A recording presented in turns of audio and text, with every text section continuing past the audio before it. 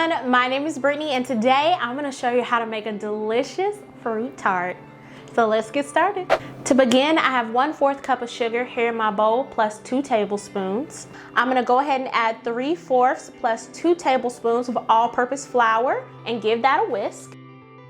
Now that it's all combined, I'm gonna go ahead and add 8 tablespoons of melted butter. You wanna mix this just until it's all combined. I've already sprayed my pan and I'm just gonna press this dough right down in there and get it as even as I can. I've got my oven preheated to 350 degrees and I'm gonna bake this for about 20 minutes or until it's cooked all the way through. While my shortbread is in the oven, I'm gonna go ahead and make a delicious whipped cream cheese to go along with it.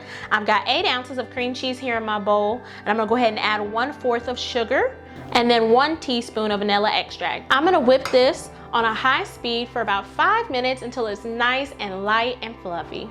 I'm also gonna take the time to prepare the fruit that I'm gonna be using to top it with. I've got some strawberries here as well as some raspberries, blackberries, and blueberries. My shortbread crust is out of the oven and it's nice and cool.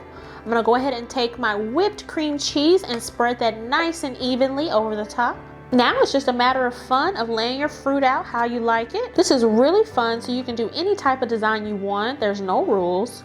You can also use any type of fruit that you like, which is really nice too. Drop some blackberries in there. Then I'm gonna top this off with a couple random raspberries. Just nestle those right in between that other fruit. And how gorgeous does that look? Absolutely delicious. I hope you guys enjoyed this recipe as much as I did. If you did, go ahead and give this video a thumbs up. And if you would like to see more recipes like this, go ahead and subscribe to the channel. I post every Friday. Thanks for watching.